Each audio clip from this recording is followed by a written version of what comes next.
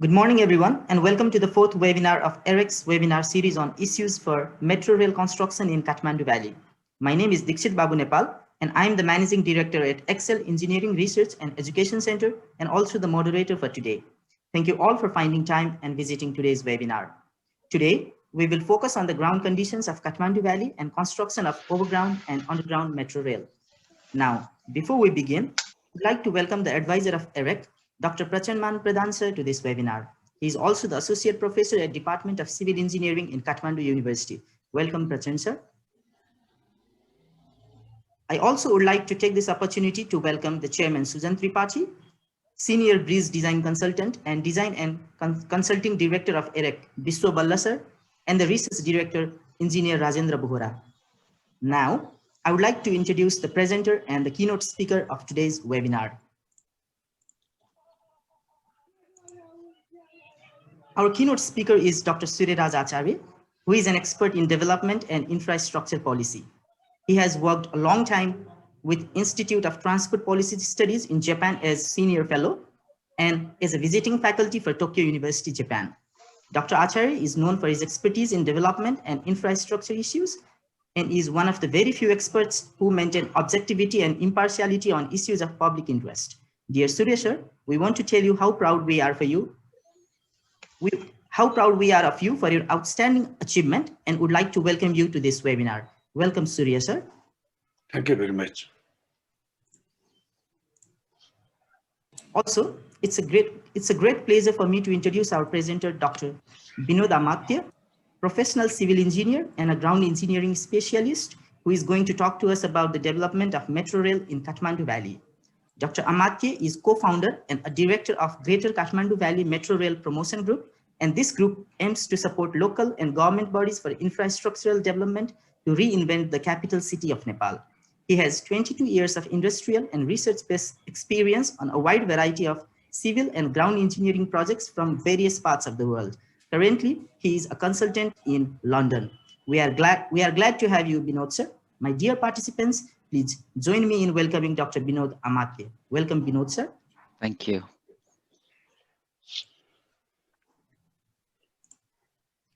Today, we also have country representatives contributing to EEREC and currently working from various parts of the world. We have structural engineer, Dr. Prabodh Dahal, EEREC's country coordinator from USA. Welcome, Prabodh Dai.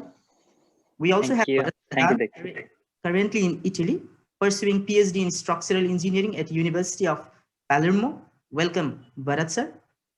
Hi, everybody. Naresh Subedi, currently in Japan, pursuing PhD in earthquake engineering at Tokyo Institute of Technology, Japan. Welcome, Naresh Subedi. Thank you, Dixit. China coordinator for EEREC, currently pursuing master's degree at transportation planning and management at Dalian University. Welcome, Krishna Bhattrai. And today we have questions, and you will have the opportunity to submit text questions to today's presenter by typing your questions into the chat panel on this platform. You may send in your questions at any time during the presentation. We will collect them and address them during the question and answer session at the end of today's presentation. Now, I would like to request our presenter, Dr. Binod Amatya sir, for his presentation. Binod sir, the time is yours. Okay, I'll share my screen now.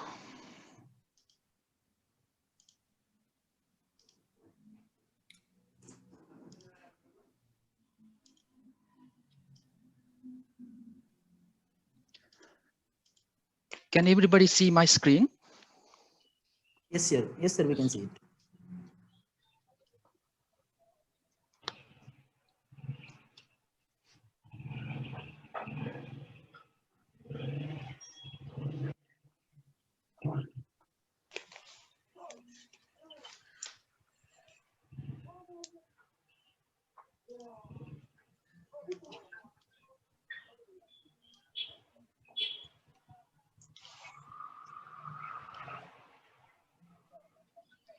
Okay, let me start. Can start now, right? Yes, sir. Okay. Okay, good morning, good afternoon, and good evening, wherever we are in this world. Thank you for joining this program, and also thank you for inviting Excel Engineering and Research and Education Center for me to present my work. It's been great pleasure to meet you all, and I will take about 30-40 minutes to present my details. So today I'm going to talk about metro rail construction in Kathmandu Valley, and the talk will be a bit technical side today because I will be talking mostly the metro plan and next slide. Yeah, next slide. This is blocking my screen, these details. Let me see, what can I do?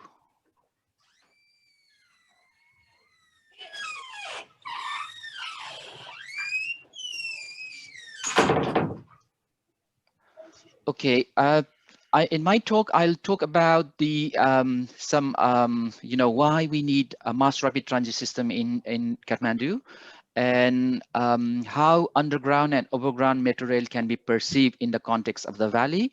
What is the ground condition in valley, and how underground metro tunneling can be done in the context of Kathmandu. Likewise, the elevated metro system, and I will talk about a little bit on the ground side and the ground risk for the construction. So this is the valley. I'm frequently disturbed by this tiny people seeing waiting room.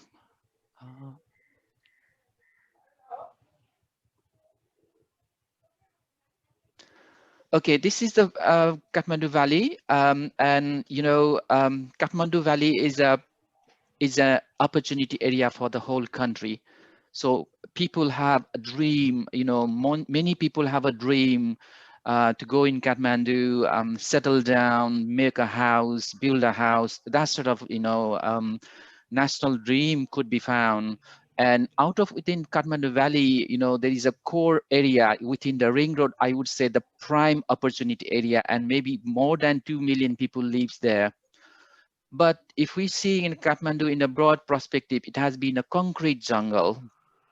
And quite recent news shows that Kathmandu is the most polluted city in the world. And this is not new story, right? This is the story happening from last several years. This is a picture from 2008, 2009, 2018, 2019. You see, we can still see the polluted Kathmandu. We don't see the clear picture of mountains anymore. Dr. Binod, yeah. we can't see your map and all. We can just see the presentation outline. Really, it's not moving. Yes. Resume share.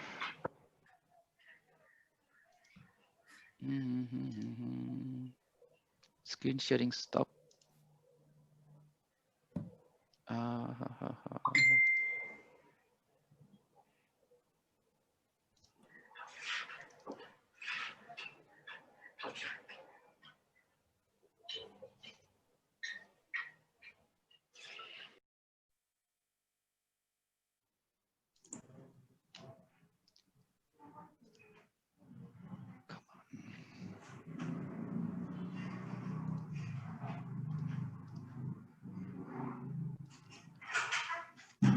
Binod, sir, are you sharing your screen? Yeah, I'm trying to share my screen. Where is it?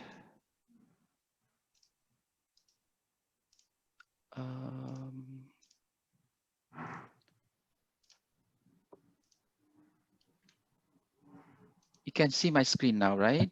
We can see your screen now. Yeah, okay. Yes, Pinot, we can see. You can see my screen now? Perfect. Is that slide moving?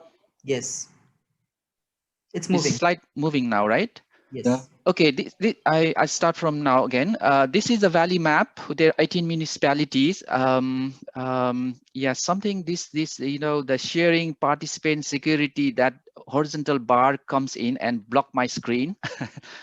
Okay, so 5 million people lives in valley, anticipated, and the core part of the valley is this prime opportunity area. About 2 million people is anticipated there. And Kathmandu has been a concrete jungle.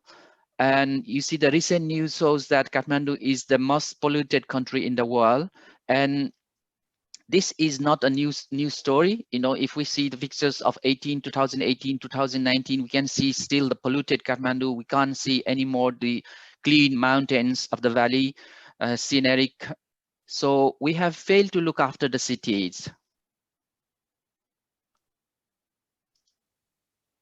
And you see, this is the life. This was the life, and this is the life, and this will be life until we sort out something.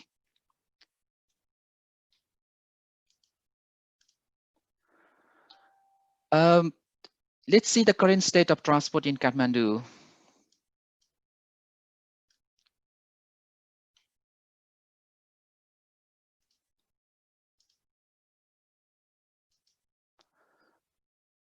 So Kathmandu Valley is the economic hub of the country. About 25% GDP of the country is from the valley, and most of the GDP is from the service sector. But you know, if we see the service providers, they are not treated well. They don't have a good life. Their life is, you know, if they have to commute, they have to waste a lot of time. They have to spend lots of energy. So the quality of life in Kathmandu is I would say, so-so. And microbus is everywhere. Maybe because of Corona these days, the microbuses or buses or the traffic is slightly low. But reality is we have a microbus. Capacity of bus is 15, but maybe 15, 25, you know, 20 people, 25 people are got to travel.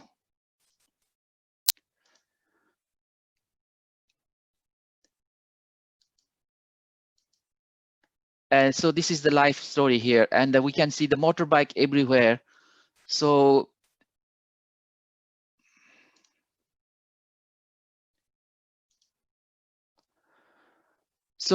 you know, almost 1/3 of the transport vehicles in Nepal is in Kathmandu Valley. So wherever we go in Kathmandu, it's a traffic jam. So the whole city is traffic jam, and seeing this problem, authorities are widening the road.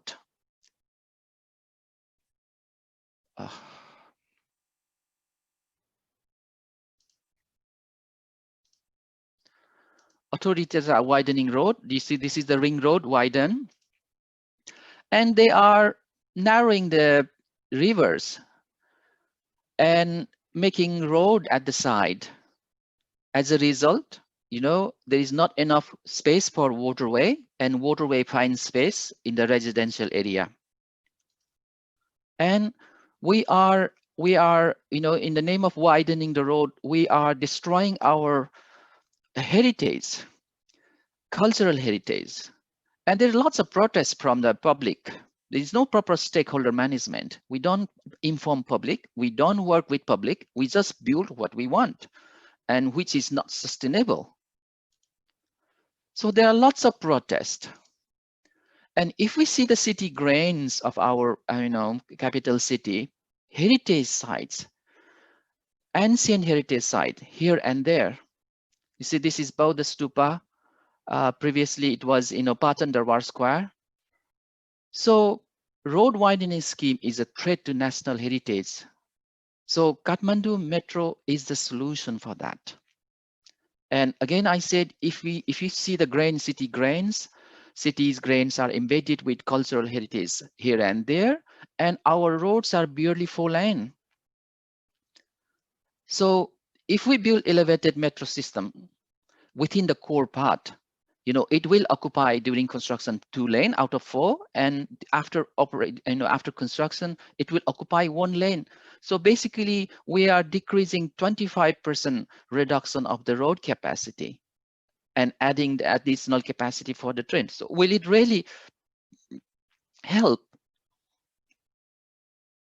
So to keep the city moving, Kathmandu needs an underground metro system.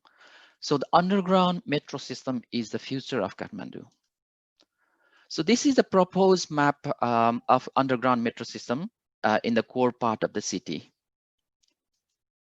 And basically, I would say the green line and blue lines are the cross rail of Kathmandu. It crosses north-south and east-west. So this is my proposed map for the core part of the valley. Basically, there are 4 lines and 9 major underground stations.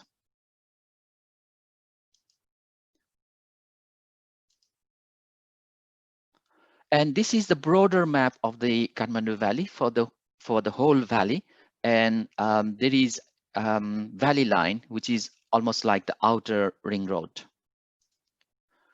So within this, my proposal is we should have an underground metro within the ring road core part and some part of Bhaktapur. So if we could build metro like this, the 18 municipalities of the Kathmandu Valley will be integrated. At the moment, they are not integrated. They are disintegrated. They are not connected with each other. So we need a 20 years vision to build such a comprehensive metro for Kathmandu Valley. We should have a plan for this. We should not be working for one line. You know, in 2012, Korean government, with the help of Korean government, Nepal government did some study, was fully focused within the ring road. By looking such a narrow, picture, we won't have a sustainable transport solution. So thinking about metro, we can build metro in basically construct metro in 3 ways: underground, overground, and on surface at grade, we call technically. So this core part will be underground, while these radials line passing outside the ring road will gradually be overground. Even, looking into the area, even the certain kilometer outside the ring road has been quite congested nowadays, buildings everywhere, houses everywhere. So this picture shows that a train is coming from Bhaktapur and then gradually going to the city core by underground system. While these radial lines, even the valley line could be built elevated, like, this picture shown here, on surface at grade. So this is another picture. You see how we can build valley line, near the foothills without damaging the environment and creating problems.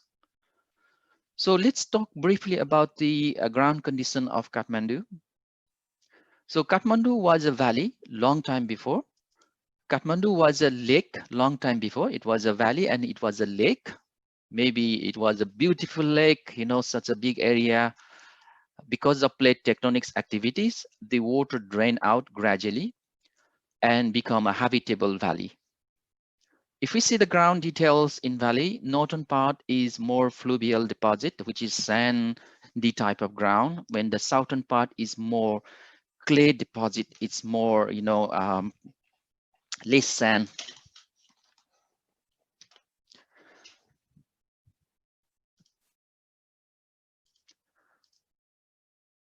And if we see the ground condition in the north-south line, you see from Ratna Park area, from Jamal Ratna Park area is down to south is more clay dominated ground condition. And if we move further, Kantipat, Maharajganj, Baspari, it's more a sand dominated area. And if we see the Kathmandu line is not east-west line, the Kathmandu line predominantly go through clay deposit, clay area. So this is the borehole details of various locations. You see Rabi Bhavan, Pulchok, Trichanda College. Basically about 5-10 meter ground is mixed sand, clay, sand case strata. And then below that we have Kalimati. So the Kalimati is very famous for making potteries, and Kalimati is a kind of, I would say firm to stiff type of ground. You can mold the soil in your hand. While I'm talking about comparison for the sake of comparison, if we talk about London clay, you can't mold London clay by hand. I'm trying to scratch London clay by my nail. So London clay is stiff, very stiff. Because of ice age, it is very, very consolidated. And on top of that, Nepal and Kathmandu lies in the seismic zone. So in such environment, how to build an underground metro system, how to do tunneling in Kathmandu is what I'm talking about now. So for that, we have done some studies, some research and development is happening. You guys see my presentation, right? I'm frequently disturbed by people joining in, and then I have to close that. You don't see that, right? Hello? We can see that it's fine. We are admitting people. We can see that as well. Since you are co-host right now, you are getting those. Right. Yeah, okay. So in 2018, we did a research collaboration bringing 5 organizations together. Warwick University have an underground course in UK. So Warwick University, my current company, Arcadis, Institute of Engineering, multidisciplinary consultant, ITECO, with local partners, we did study in Warwick. 13 students conducted research for the MSc project. On top of that, we are also working with Institute of Engineering, and Pawan Babu Bastola is completing his geotech MSc project for the Patan line metro line research. So basically, when thinking about metro in Kathmandu, this core part is underground. This star point shows where the potential underground starts. So we call the tunnel portal, where the tunnel launching will start. So if we see the east-west line, a Kathmandu line from Kotesar to Kalanki, you see this is the route of underground, and this is the ground profile. The pinch point we have is Bisnumati River, where Bisnumati is a river, is something like a valley, and there is a cover tunnel where is a pinch point there. But we can manage that. So this is the picture in plan. So this is the location we have some pinch point.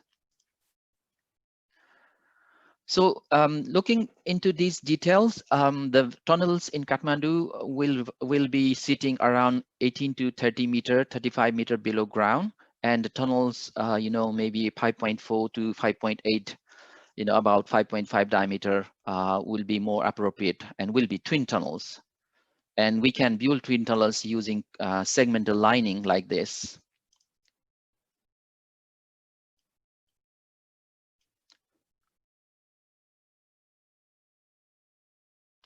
So I'm going to show you one example of London Underground. I work in 2012 London Underground extension project. This is Northern Line extension, the black line. So this black line, this small part, about 1.6 kilometer, is extended here. So this is the route, this orange line here. And the diameter of tunnel here is 5.2 meter, and the tunnel is around 20 to 30 meter depth below the ground, and basically it passes through London clay. And when they built London this Northern Line extension, they did settlement, ground settlement for the damage assessment. So they, all these green buildings are negligible damage. These yellow buildings are very slight damage. This sort of damage assessment is required when we do underground tunneling. So likewise, we did study, Pawan Babu Bastola did some study. He didn't do the building damage assessment, but he has delineated the influence area. You see this orange line is the 5 mm contour line, and this yellow line is a 10 mm contour line.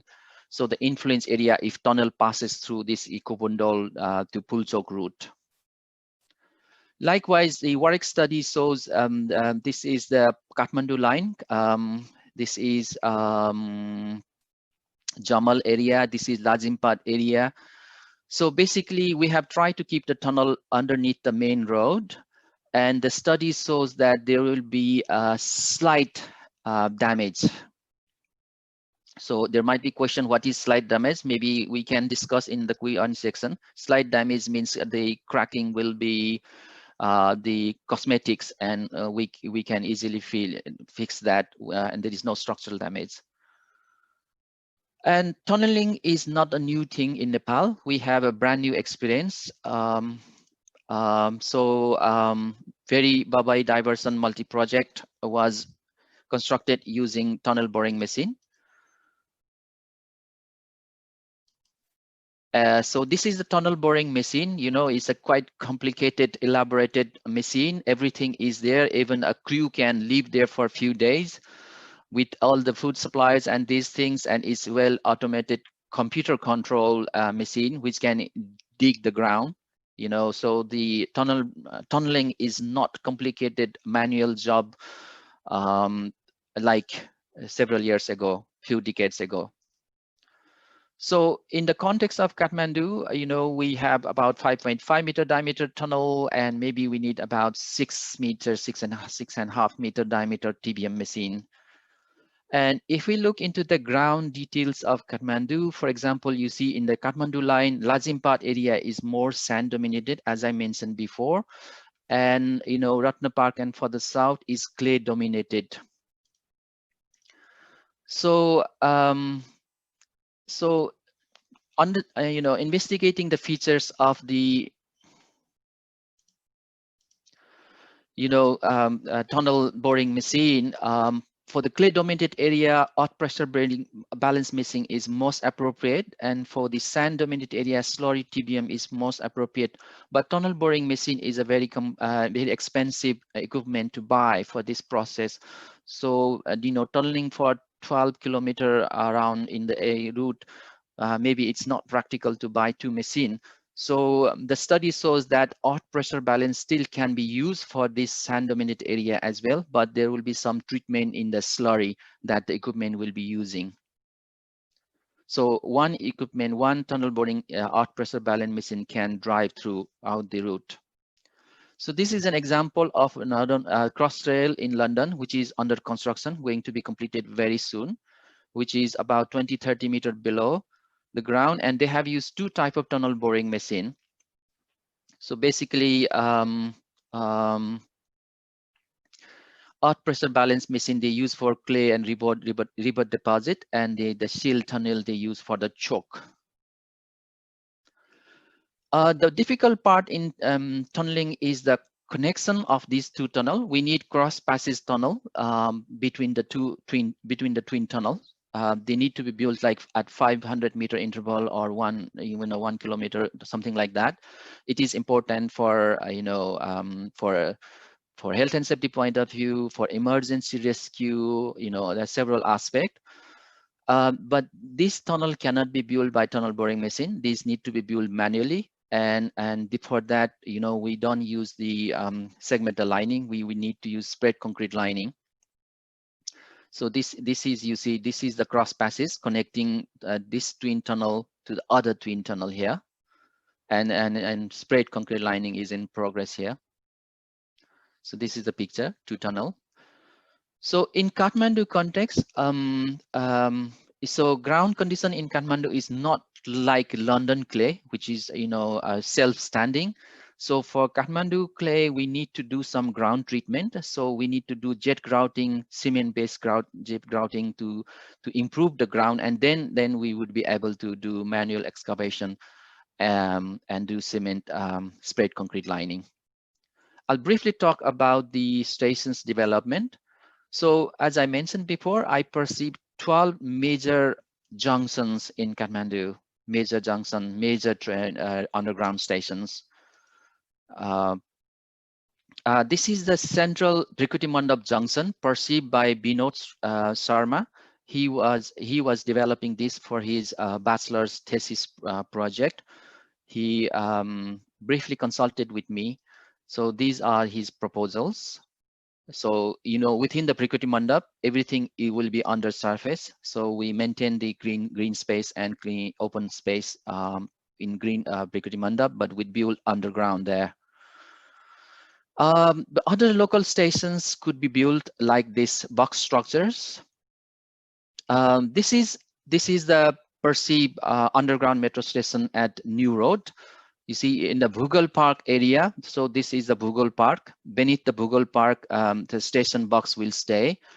So this is a very, very congested area, and you know, and the World Heritage Site is very next to that. So it's quite complex, but a study shows that we can still build that. We need to have a bit more thorough study and more intensive engineering here. but it still is the case.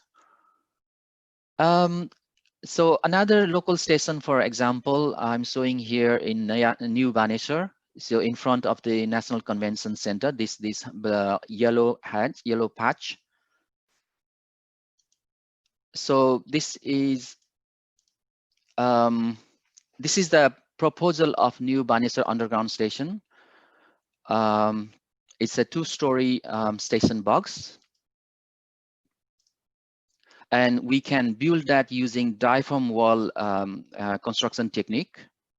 You see, this is the diaphragm wall, and this is diaphragm wall here. This is called bottom-up construction, but in Baneswar, this picture doesn't tell that.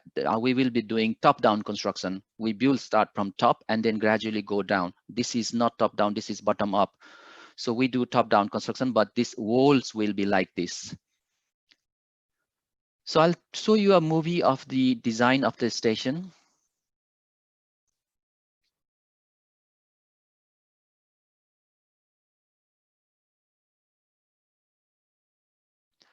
So we are in the first basement. At the ticket counters there. So we are going to the platform. Oh, sorry, we are still in the mid-floor, mezzanine floor. And we are going to the platform.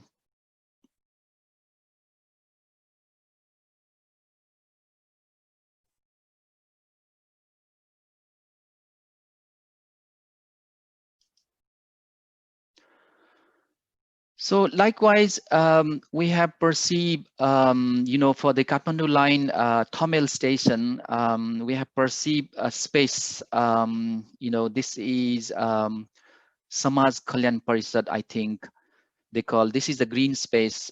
You know, we have several green space here, including the Darbar, Narahiti Darbar. So we took this green space, Samaj Kalyan Parishad, and we proposed the underground station there. And in this area, because it's a sand dominated area, we need a different construction technique. We need secant piling wall box stocks, you know, construction technique. So which will be like this, you know, the secant piles that I showed here will be sitting here. And then we do top floor construction, and then we go next floor construction and the next floor construction. That is called top-down construction. And the space there is quite tight as well. Because of the nature of the ground there, we need to do some grouting to make the station box watertight during construction and post-construction. We need to do some jet grouting. See, these bulbs are the jet grouting area. To prevent the settlement of the ground surrounding area and the damage to the building. So we may need to do some kind of treatment in the area like this. So let's briefly talk about the elevated metro system. So this is an example from the Hyderabad metro. So I was in 2012 in Hyderabad. They were building metro like this at the time. And you see, in Hyderabad metro, the Hyderabad, you know, they have straight away rock within 1-2 meter. They have a rock. Maybe the weather rock is there, but there is a rock, so it's completely different ground conditions. So they are building like a, you know, shallow foundation, and they build these pillars straight away. So which could be different in Kathmandu because we need piles. So in still Hyderabad situation, they have used pipe in the pile. They have used 5.5 to 5.5 diameter, you know, size putting pad. Where they have done pile, they use, you know, 5.7 size. Talk briefly about the Bangkok SkyTrain, BTS. You know, if we see the BTS, the foundation is going up to 50 meter down. The piles are supporting the piers and goes 50 meter down. So in the context, so, you know, these piers take 1,000 to 3,000 tons of load. It depends upon the spacing, you know, in some stations to be built there as well elevated. So the load varies. So it's a huge load.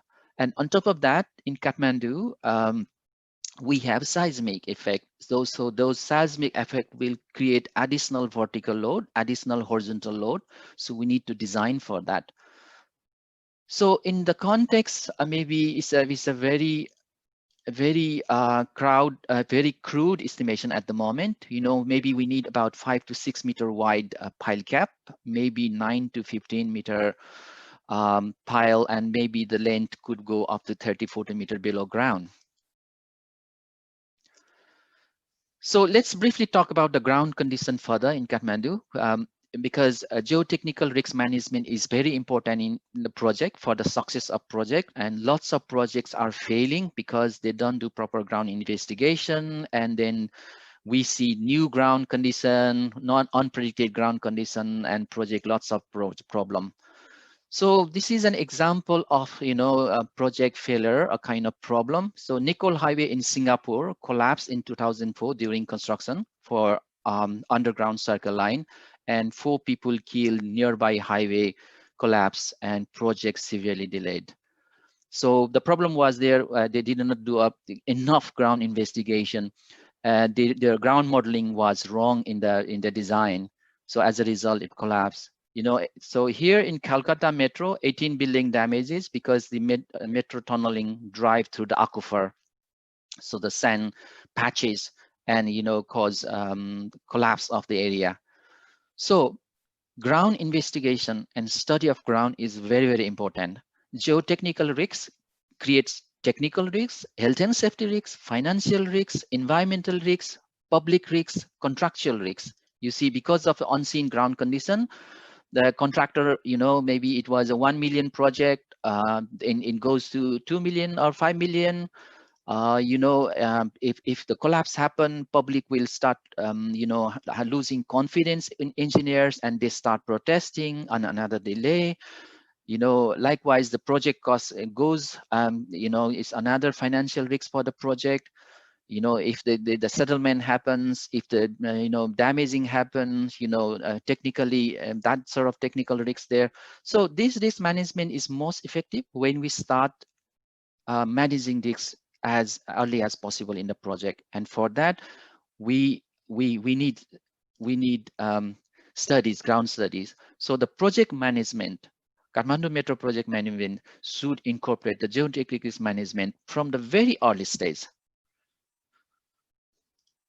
So being a ground engineer, I could see that the Kathmandu's ground need to be scanned through. We need lots of information of the ground. There is very, very lack of information. We need to scan through the whole route, whole area, and figure out which area is good, which area is bad, which area has which problem, like scanning our body and investigating, medically, what is happening in our body. So scanning through the ground, I could see, for example, I'm just giving positive answer here. You see, scanning through the ground, I could see that in the very good ground condition in Chobar. And in that sort of ground condition, probably we can build a city hub. So you see, this is a rocky ground of Chobar, and I perceive a future business hub, mini business hub in Chobar and Banepa. Of course, the ground condition is less complicated in Banepa because it's already in a rocky area, while in similar condition in Chobar, not in the central Kathmandu, like in Turikale. So we connect this business hub, and from ground perspective, these are very easy location where can build high-rise building easily. Maybe future these are coming because government perceive a dry port in Chobar. So I could see, we are moving gradually in that direction, and they're talking about bringing national rail from India to Chobar, and maybe rail from China will come through Toka and then will connect to Chobar as well. So it's, promising futures. So what we need urgently to do is make a geotechnical database system. We don't have geotechnical database system. All the consultant ground engineering in Kathmandu, in Nepal, they are collecting data, but they are keeping within themselves. We are not sharing our information, and this is slowing down our development process. So we need to bring a database system so that we can do desk study without, spending our lots of energy and money. So this is the ground database system multidisciplinary consultant built in 2018 for EEREC studies. So if we see some database created by the JICA studies, you see this is the liquefaction potential area and if I overlay my Kathmandu metro line, it goes like that. So likewise, some soft ground area, if we compare that ground and metro, it goes like that. So in that sort of ground condition, how we build elevated system, if we need to build, whether we build in a single pole system, this is a Bangkok where there is, very small earthquake impact, where in Kathmandu, we have larger earthquake effect. So whether we need, single pole would be okay. So we need to find out, and for these elevated system, structures will be a pile, and we in Kathmandu context, and we don't know how the pile behaves. There is no pile design code. So if we don't know, our future structures will collapse like that. So research in engineering properties of Kathmandu soil is we need to do very, we need to bring all those information together. In UK, we have done lots of study. They have done lots of study in chalk. There are lots of study in like Lambert Group, London clay. There is even a guidance on how to design pile foundation for the London clay context. So likewise, you see, I'm showing here my metro map in context of this here. You see the new bus park, there was lots of liquefaction problem during earthquake. See, this is the new bus park area. So this is the Kausal Tar area. There was a shear line. You see the Kausal Tar area. So during seismic event, last 2015 earthquake, ground settlement happened. The elevated crossing breeze move almost like 30-40 centimeter. So there are some ground we need to investigate and understand and figure out how to counteract this problem and propose a mitigation solution. So this is the ground features of during the earthquake we could see there. And our metro line is likely to pass through that. So there are some weak area. Likewise, you see this is the area for Sitapaila area. You see there are lots of you see, I would say this picture, you see during erosion happened historically, and then the river came, lake came. So this type of situation, the ground developed, and during a seismic earthquake event, Sitapaila, lots of damage happened. This Machapuri Balaju area, lots of damage happened, and most of these buildings are built without ground investigation. So ground is sitting on like on water, kind of frozen water, and then when water melt, then the building sinks, that sort of thing. I don't have time to talk about mini valley basin effect anyway. So likewise, this is another movement I saw in Patan, in the Kumaripati Man Bhavan area. You see the vehicle is moving down because this part moved down slightly, and lots of cracks happen in that area during the earthquake. So this is my anticipated shear line. So we need to do studies on these. You see this is the black line, is a potential shear line in that area. And if I see the geological report, this shows a fault line there. So maybe there is some connection between these things. And on top of that, for the seismic event, the most challenging is how to design tunnel and station box connection. So this sort of thing, we need to do research. And you see, so in the Kathmandu line, some part goes in sand dominated area and some part goes in clay dominated area. So during the seismic event, how these affect the tunnels and in this transition zone is another interesting chapter, another detail to be investigated. And on top of that, Kathmandu, high-rise buildings are popping out here and there. These will be obstruction for underground in future. So space proofing for underground metro line is required without delay. And metro development is a very multidisciplinary, not only ground engineering. We need to think about urban planning, transport planning, environmental assessment management, engineering management, procurement, lots of problem in Nepal, economic and business case studies, noise and vibration, powers, and urban drainage. I show you the picture of flooding. So these are lots of engineering things that we need to study to build a successful metro. So in that sense, I would say that we have to empower the academic institution like Institute of Engineering. Now we have Kathmandu universities. So we need to bring all those institutions and strengthen them and empower them to do research and bring the data out. This is the only way to sustain our future. So in the context, I have recently we have built Greater Kathmandu Valley Metro Rail Advocacy Group. We have 10 strong people here, and from all the Nepalese background for the moment, some from Canada, some from US, and some from India, and some Nepal. So we are trying to work with government, particularly at the local level at this stage, to promote metro. So, with current tradition, maybe in next 20 years, vehicles in Kathmandu will be 3 to 4 million. Population in Kathmandu Valley, if it goes, it could be 10 million. How to manage this dark scenario? So we need to think about it. So we need to create a livable Kathmandu. With the current way of evolution, Kathmandu won't be a place where we can fulfill our potential. And the underground metro is the future of Kathmandu. We need that to preserve our environment, preserve our heritage, preserve our pristine situation. And combination of overground and underground metro is feasible in Kathmandu. There are problems in ground condition, but we can do ground investigation. We can study underground and put a proper design solution for that. That is why we engineers are here. So let's work together to realize the dream of metro rail in Kathmandu. And I would like to acknowledge my current employer, Arcadis, who has helped me to do research collaboration with EEREC. I must thank you, my company.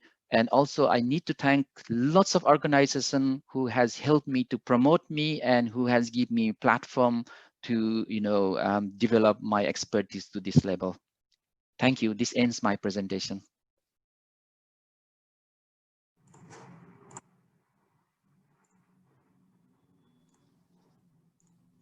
Thank you, Vinod, sir. And for those of you just joining us, you are welcome. And we have just completed the first presentation session. And if you have any questions, please submit them to the chat box on this platform and we'll address them at the end. Now, I would like to request our keynote speaker, Dr. Suryaraj Acharya, sir, for his valuable keynotes. So, sir, the floor is yours.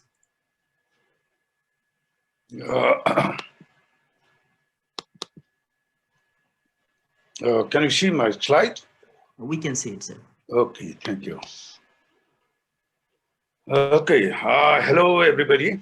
First, I would like to thank the organizer for inviting me for this very important topics. In a way, my job is very easy because most of the issue is covered by Vinodji already. What I would like to focus on is it's a more policy and in the planning level, because over the year I was involved in this public debate, also in some discussing on technical group. So, and frankly speaking, I'm not very optimistic in the sense that Kathmandu will have a metro in very soon. I'll explain the reason why. So, okay. I started by just I changed myself. I've made many dozen of presentation in Kathmandu, and I used to pick up this photo of railway or metro from Japanese or European city or others, and immediately the commentators say, "Look, you lived so many years in Tokyo. Kathmandu is not a Tokyo." So all that observation is good enough to dismiss all my narratives in that. That is why I've started putting this is from the Lucknow metro. This is not from Tokyo. This is from Lucknow. This is the provincial capital. At least in Kathmandu, we should not be this, what you call, inferior enough to compare with this, not Delhi, it's a Lucknow, Kanpur and Lucknow. So with that, very briefly, this is the picture of my talk. First, a very broad review, where we are now. this couple of years we have spent talking about the metro, right from the parliament to our finance ministers, some international consulting work is there, the reports are there, and exactly what all that force is leading us to. First, very broad pictures. Then I will raise the questions. Where we are now, again, we are back to zero. It's still the million-dollar questions. That is this among these policymakers, intellectual, even the media and the activists is metro really necessary in Kathmandu? This question is still there floating. And then if we need it, when we need it, and how we can do it. Is it just a pipe dream or it's a pragmatic stuff to talk about? And finally, I'll summarize some issues. So first, it started, the metro issue or the agenda, it started when Baburam Bhattarai was Minister of Finance. He included the railway development, including metro, in the budget speech. And then Government of Nepal established Department of Railway. And then Department of Railway, if there is a department, they have to do something about railway. Some studies, some talk and that. So I think as a result, Ministry of Physical Planning and Transport is commissioned feasibility study engaging Korean consultant. This is Songsuk Engineering Private Limited. And in the earlier presentation, Vinodji pointed very rightly, in a very first glance, when we see this railway, what do you call it, this metro plan, we can see that there is something wrong about this plan itself, the network planning, such as this end line is just within this ring road. And I talk with, by the way, some of my colleagues, this Korean colleague who have supervised it, say, how come you produce such a thing? The Korea is a very front runner in the metro. This is a very bad job, I indicated, and they realized, no, it was with a very limited amount of money we conducted, so it needs to be the review. So it reflects on also the weakness in our government agencies, because what we have, our practice is, sometimes government agencies, they want consultant, that too, foreign consultant, to answer our policy questions, to answer our planning questions, sometimes the political questions as well. Because setting up a metro network is not a job of the engineers, planners, and experts. It's also the political persons. It's job of also the mayor. So we experts also sometimes, we should be open and we should understand. This is not only the purely this planning a metro line or the metro system is simply, it's a technical work, it's not. That we have to win, we have to convince politicians why this particular network makes sense in terms of the demand forecasting, in terms of the city structure, how the city in the future is going to take the shape and that. So that appears to be missing, but anyway, it is a very milestone that the first this network structure that put in the paper and came out in the government document as a metro plan. And next is Kathmandu Urban Transport Master Plan. It's conducted by JICA. And I went through, and by the way, I had a 3 or 4 meeting when they progressed the work. They consulted me for a feedback, and usually for a metro and urban transport studies. Among the donors, the JICA is the most sincere one. Sorry, it's not a conflict of interest. I'm not praising them because I lived in Tokyo. Because they do have a very rigorous technical studies. They have JICA has a in-house Estrada system, what we call the 4-step transport modeling. And you see, even this ADB and World Bank, wherever they work for any city, when it comes about the person trip survey or the demand, they rely on this JICA person trip survey data. Because without conducting the person trip survey, they don't go for the any, what we call, they're drawing line for the routes or stations or whatever. But you see here in this case, this is their, what do you call, this OD from 50 zone, small zone OD survey data, but it's very rudimentary, they admitted.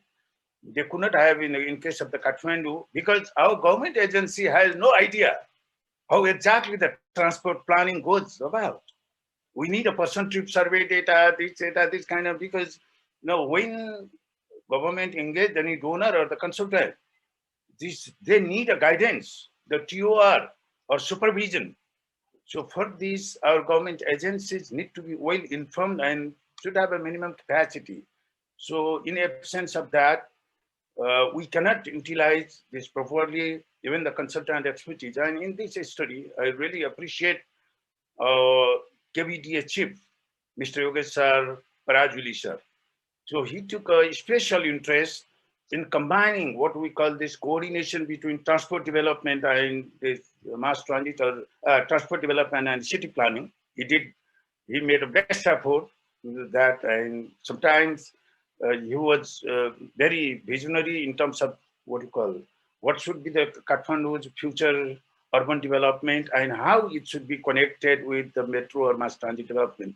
But still, this outcome of JICA plan, this is the final suggestion, the route.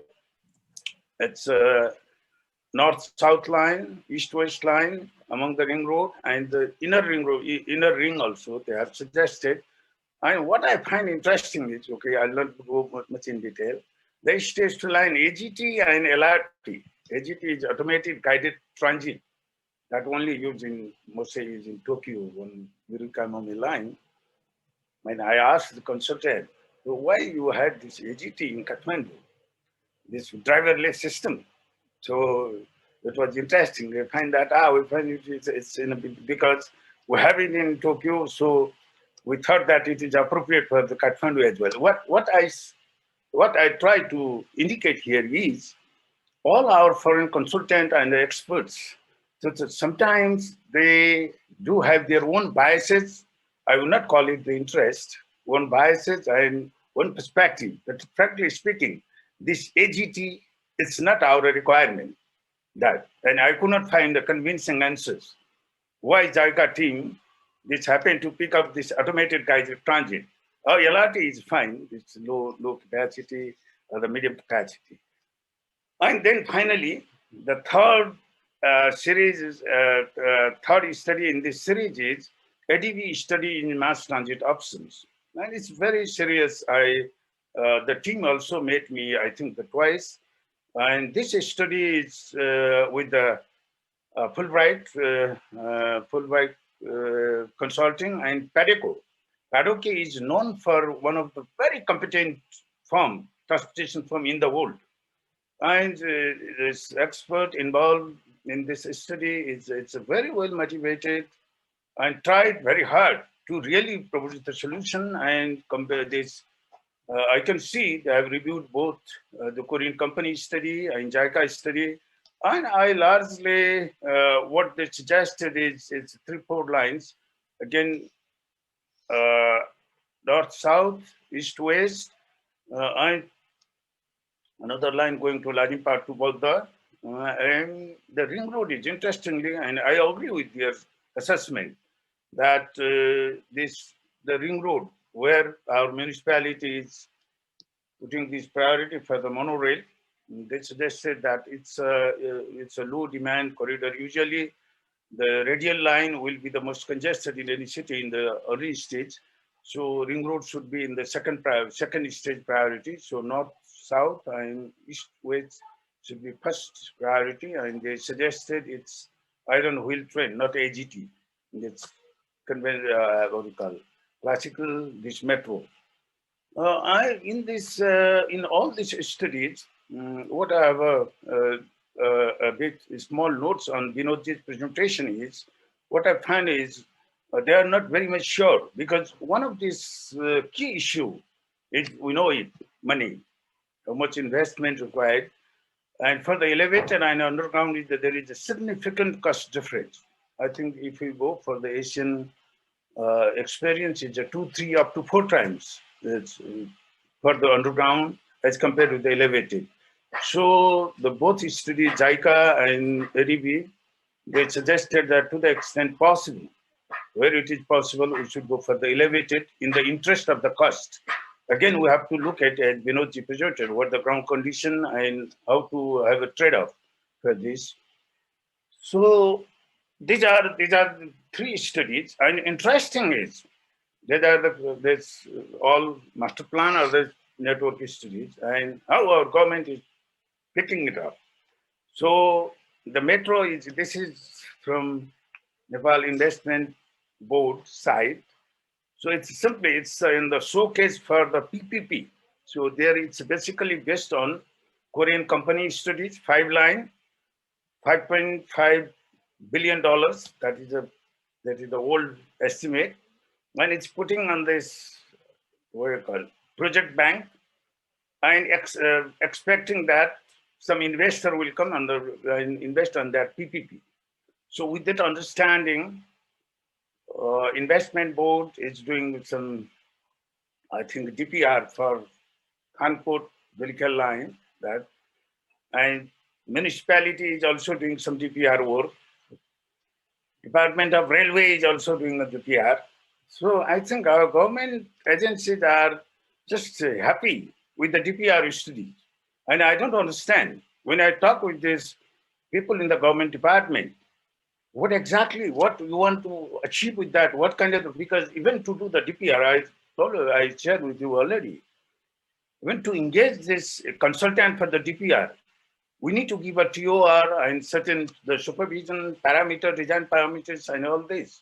So my impression is that sometimes our government agencies are too eager to complete the reports and have a DPR without having much understanding about what exactly, how we move forward in terms of the implementation and really reach to the point of really operating the metro. So that is the situation. I would like to sum up the current review and where we are.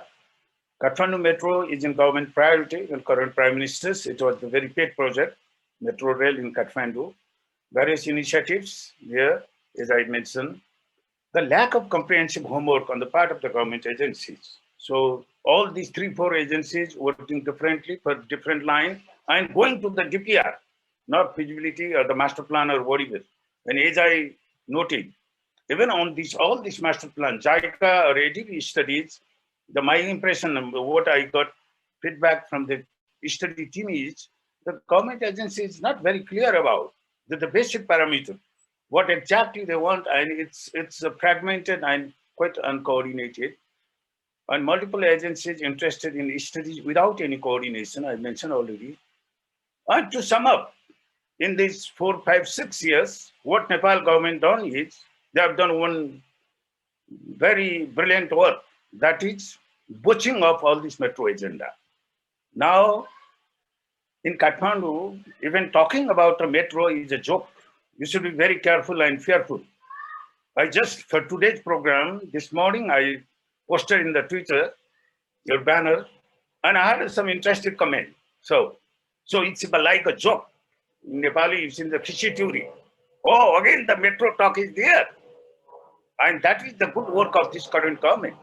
Because the way the agenda is raised and the way it is now, the government is treating it. So among these media commentators, among general public, among intellectuals, the talking about the metro in engineering community or the transportation community is now become, it's very difficult task to convince the skeptical views and the prevailing narratives there. And most unfortunate thing is in general physical development, or particularly in the railway development, our press, our intellectual community, and people in general have a much skepticism. And there is a reason for this skepticism, because our government and even we technical community have not served them well. We have talked it, but we failed to convince it why it is important. And that is why I see, you see, in a newspaper commentary or even the editorial, there is a argument that, okay, if we have an electric bus, we can solve it. The metro is just a fancy word of this what we call this politician just to make a election agenda and win a vote. So this is just a pipe dream. This is not for implementation or really running the metro. And even my experience is about 5, 6 years back when I made a presentation in technical forum. Even engineers, do have a skepticism that, so look, the metro is not this necessary and without any basis. That was just the layman's or the common sense viewpoint. So where we are now, if I would say, we are in a very difficult, the metro agenda is in a very difficult point now in Nepal. So to rescue it, it's not an easy thing, I think. Yeah. So now next, so my take. So this is how the things are going. So in that context, what is my take, my personal view in that, and when it should be, and how it should be done, how we should do it. The first, as Binodji put it already, I don't need to further reinforce it. It's imperative. Metro is necessary. That is my take. Why it is? So this is not because we love a metro. It's not like that. There is some objective reality, some objective fact. The first is, this is Kathmandu's road network.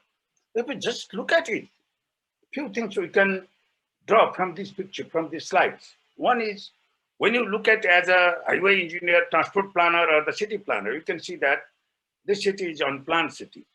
All the road line it's developed in a very haphazard way. Somewhere there was a village road or some national highway road part or that. So it's very unplanned road network, number one. Next is, it's inadequate road network. Very narrow road, unplanned and very narrow road.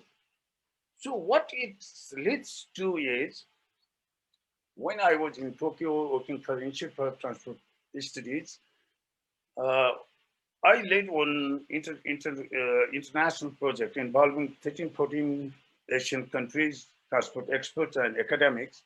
And later we published a book from the Springer, the transport development in Asian megacities. Maybe in the later side, I'll tell you the story, the genesis of this study. But one of the findings is, what we find is, what is the speciality, or one of the key questions in this study is, how Asian cities are different from the American and European cities. There are certain characterizing features of Asia, and that required different solutions. That requires, it's maybe, okay, it's some of the solutions we can learn from the international experience.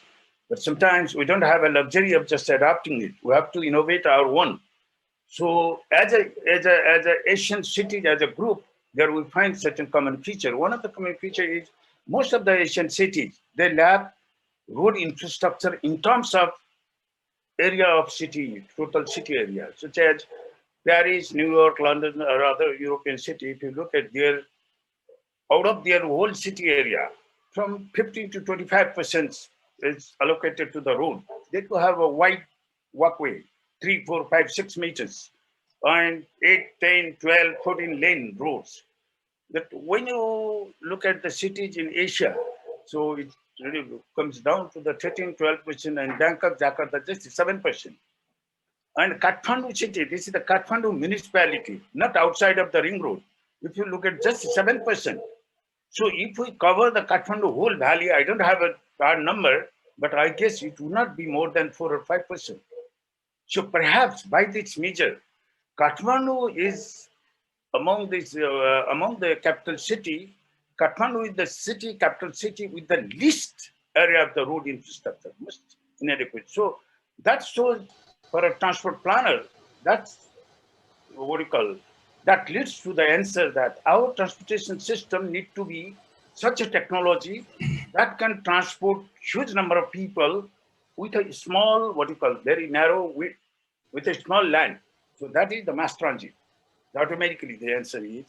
And adding to this is another, now what we call the sustainable development, climate change, and all this. For this agenda also, the mass transit and the metro comes as a solution. And in Kathmandu, though, as I disagree with the Binodji that we don't have much congestion now. You cannot say the Kathmandu's traffic is much congested. It's not. It's we have not, because our car ownership rate is still less than 50 per 1,000. So we have not seen this rising curve of the motorization. We are at a very elementary level. So if we started talking that you see the congestion, we have to, because I used to live in Bangkok, 93 from the 92 to 96. I have spent 4 hours just to cross one intersection. before opening the first railway line, this sky train in Bangkok. So that kind of the situation is waiting in Kathmandu. We should not be surprised to spend 2 hours to move from Thapathali to Kopandol. So that is, we can see the signal now. So because this public transport mode share, road-based public transport mode share is going down, and private vehicle. First, people move from the bus, minibus to motorcycle, and when the income goes up, the motorcycle riders replaced for the small car. That is the phenomena, worldwide phenomena. So the future is, if you look at the futures, the public transport and the mass transit, this mode share is going down. And only solution, I think, is the mass transit. So to summarize that, I already mentioned haphazard land development. And if you look at the opportunity, is still urban farm and structure is evolving from the transport system development and urban structure, giving a shape to the urban city structure. It's still a flexible. It's not a very saturated level. So that is an opportunity for the planner, both city planner and transport planner. The mixed use, that's a good thing. Mixed use means a good thing for the transportation, mass transit. Relatively higher density, again, this is the positive attribute for the mass transit. Public transport mode share is still high, though it's going down, but it's still high. And growing dominance of motorcycle. Motorcycle is in Asian city, it's a big headache kind of problem. And the bus, we cannot replace. So my suggestion, sometime when I talk with a politician, I say you should think about banning motorcycle within the ring road.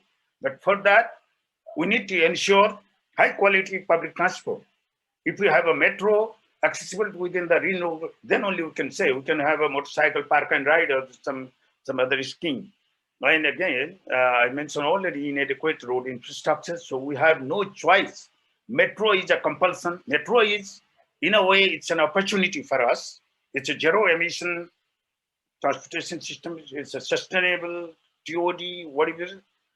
On the other hand, it's also the compulsion, because we cannot have a car dominated city like European, American, or other, because simply we don't have enough space to accommodate car transport. So there is a relevance for the mass transit. So finally, my personal take on that is I am involved in this debate since the last 7 years. I'm in 2015, first, myself and my colleague Ramesh Pokhrel, we published an article in Ichari Borno Saksa Kathmandu Metro Rail. Basically, we have explained, because at that time, the debate was where the money is. Our narrative is money is the secondary things.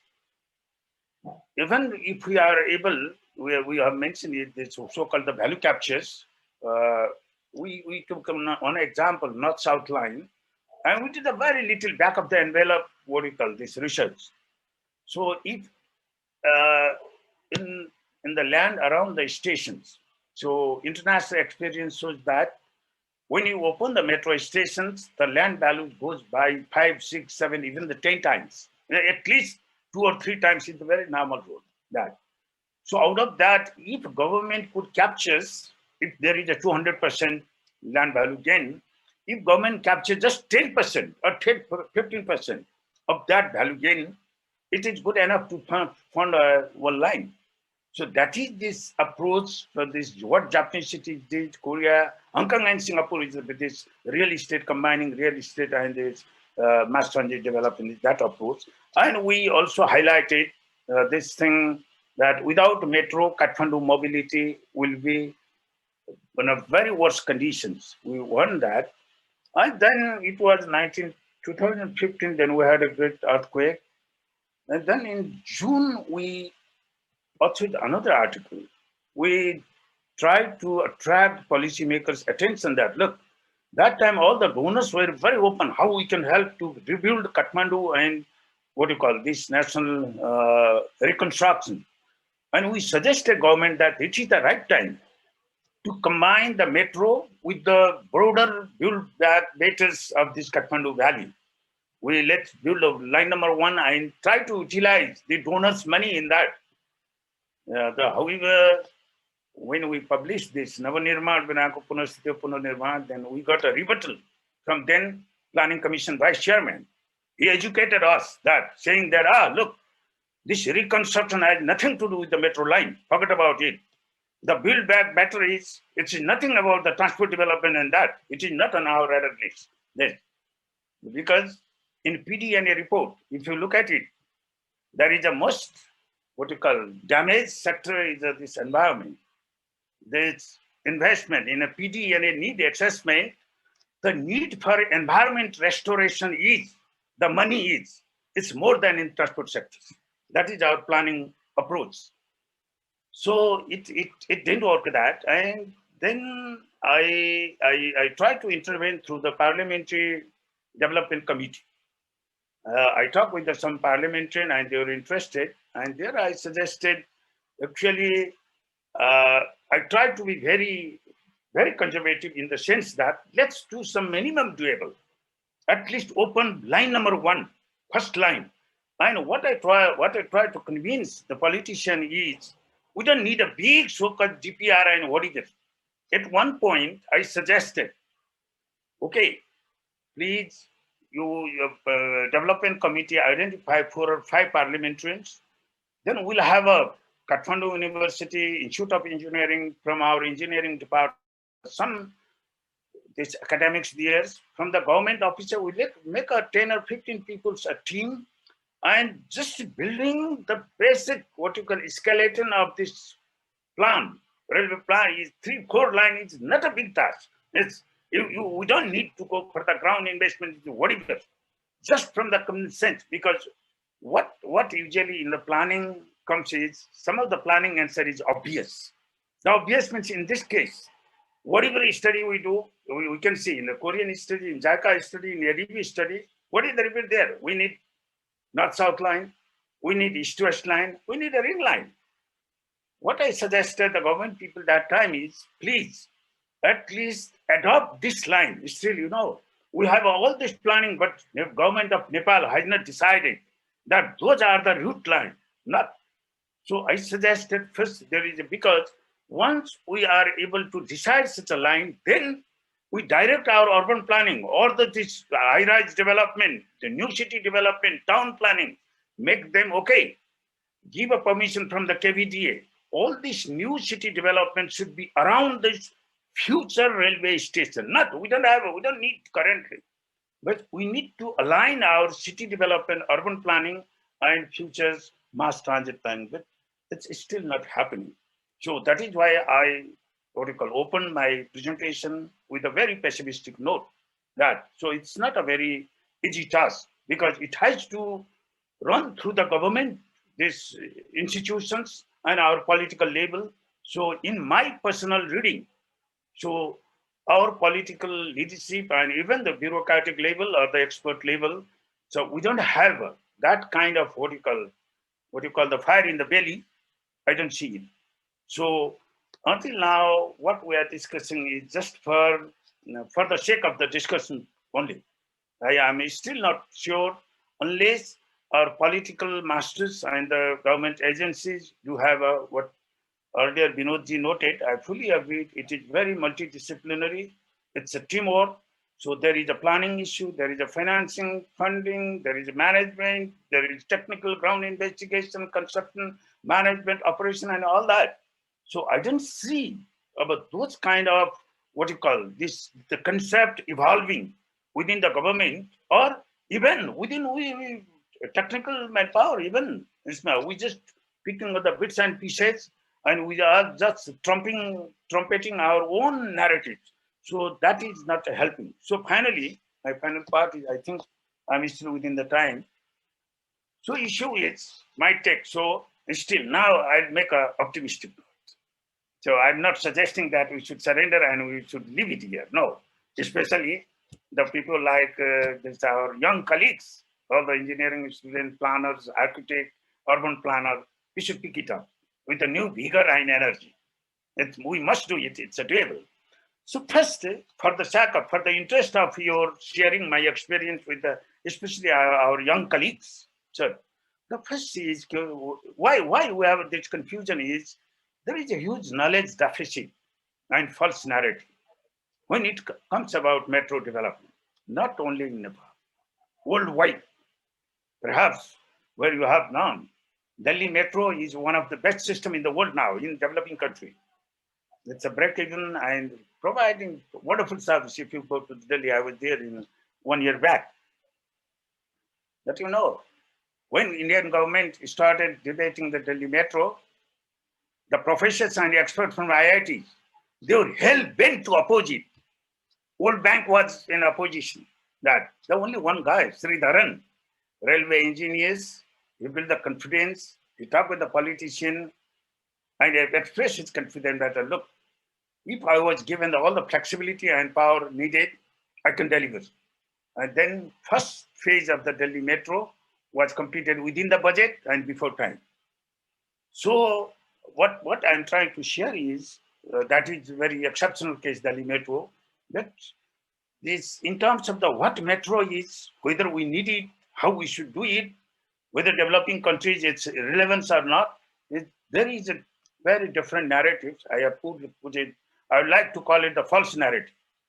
Somebody else, other perspective, they can get it the very, very valid narrative. But I would call it, there's a lot of confused and false narrative when it comes about the mass transit in a big city in Asia, and there is a knowledge deficit.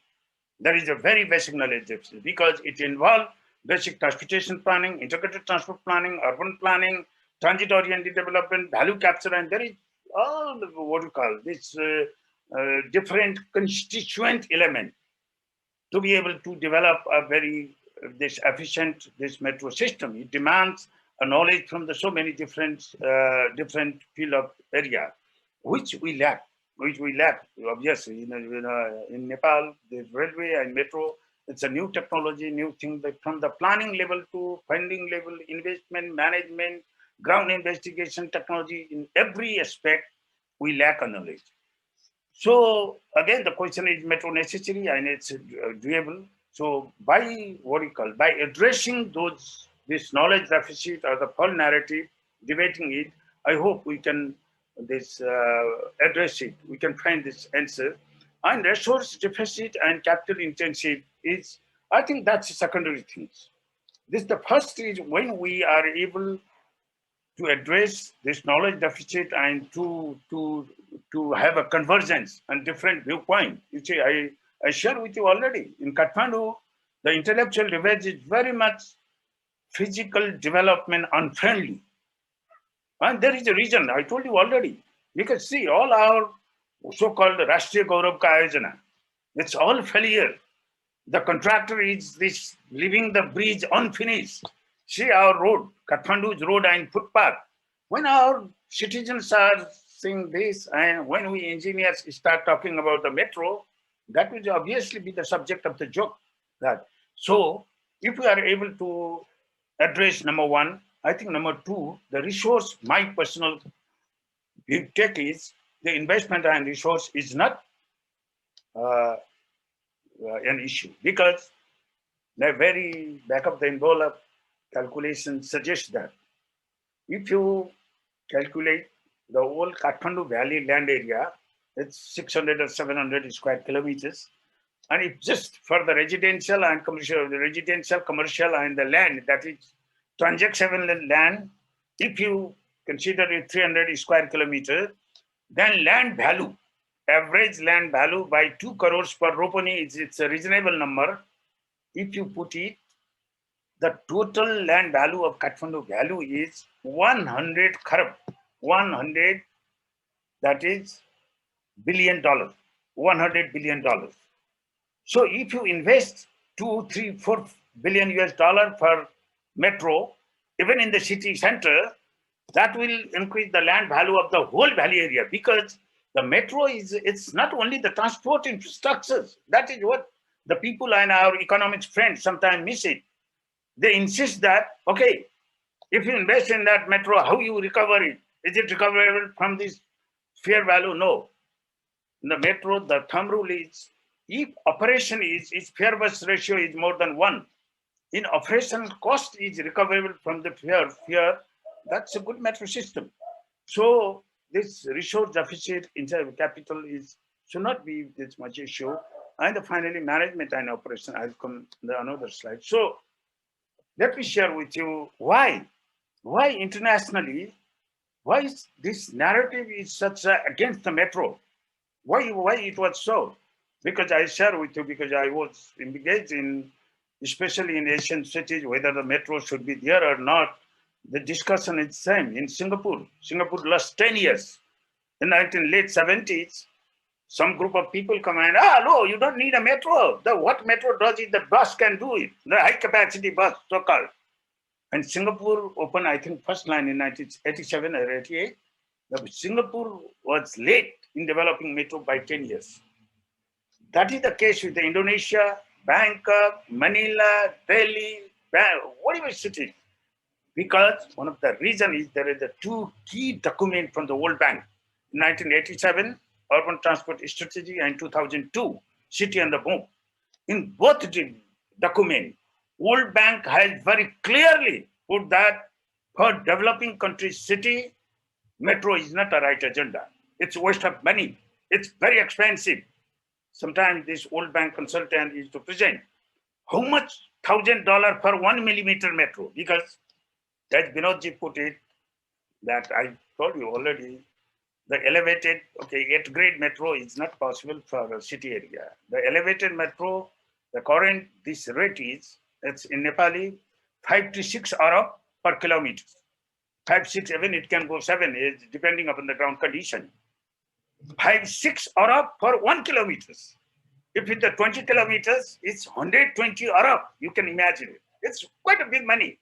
So any mayor or the politician, when they hear it, for 1 kilometer, 6 Arab, it's a big. And if you go underground, it's 12, 15, even 20 million, 20 Arabs. That. Maybe if you dig the ground for the London or the Tokyo, it's good. The Tokyo, this new line is the 30 Arab. 30 million US, 300 million US dollar per kilometer. It's quite expensive. So for a World Bank and ADB, for the donors, that if they want to recover it, it's quite a big money.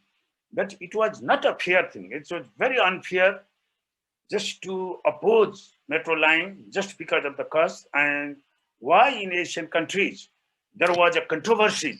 This controversy is not limited to a single city. I told you, in Delhi, in Bangkok, in Indonesia, Jakarta, in Manila, in Ho Chi Minh City, in Hanoi, wherever government started discussing about the metro, that time, now World Bank position is a bit softened. That World Bank is a hell-bent against or one policymakers to put money on the metro. You can see, I have just a screenshot, I did read it, but in both, in the 1987 report and 2002 Urban Strategy report, in both report, World Bank clearly warned policymakers, be very careful in putting money on the metro. It's a loss making, and it's a waste of money. So that is the key source of this confusion and false narrative. When I told about the book, we published this research I laid, and interestingly, the motivation for this research was when I was working for the institute in Tokyo. In one instance, my institute president and myself, we participated in one joint project, infrastructure strategy studies, that was jointly sponsored from the World Bank, ADB, and JAVIC. JAVIC is a JICA now, it's combined JICA and JAVIC. And the purpose of that study is how to reinvigorate investment in infrastructure. It was in the 2004-5. At that time, what we surprised is when the World Bank official presented in the center, the metro is waste of money in Asian megacity. In one discussion that prop up, and we looked it up.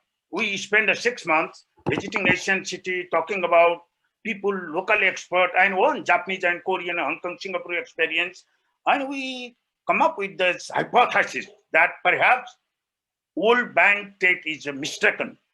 But we cannot say it's just wrong. We need some objective basis. So my institute, we set up a research committee of 12 people. I led it, and we run a 3 years research project, and we published the book. So there are many interesting, many issues that I shared with you earlier, that how Asian cities transportation policy should be different from the European and American. We're able to bring out some of the issues. And one of these things is Look, this chart is we presented in many with the ministers, prime ministers, planners, and many people.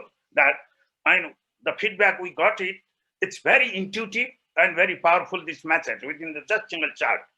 Please allow me a few minutes to explain it. So here is in transportation planning, city planning, the key indicators is public transport mode share. If you look at what the transport in any city, the first indicator comes in how many of your urban travelers use public transport. 20%, 30%, 50%, 80%, what is it? In American cities, the average is 5%.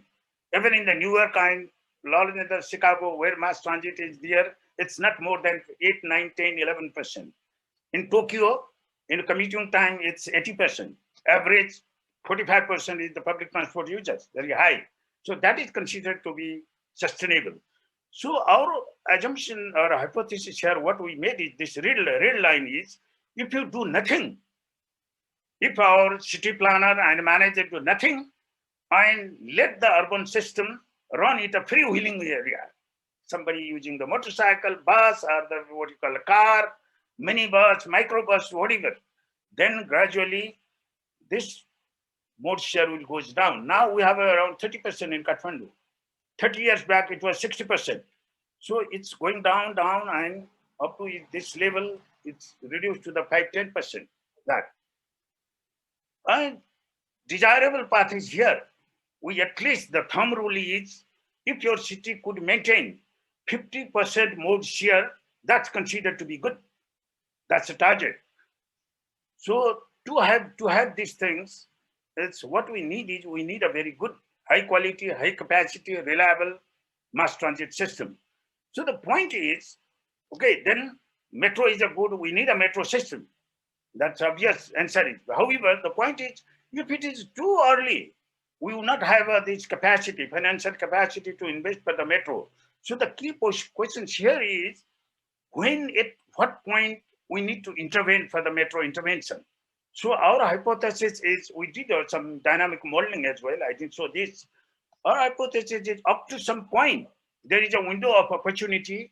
If we heavily invest in the metro, perhaps we can bounce back and achieve this desirable level of mode share. But if it is too late, even if we spend $1 billion, bouncing back is impossible, unfeasible. Maybe very marginal gain we can make. Even making a modest gain is very difficult. So that was our hypothesis.